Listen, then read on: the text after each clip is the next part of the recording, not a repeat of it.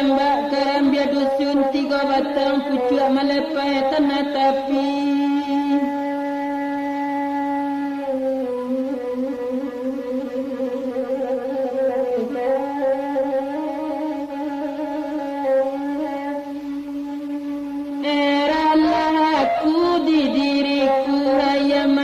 Tabau galak panen nang kapatang tuana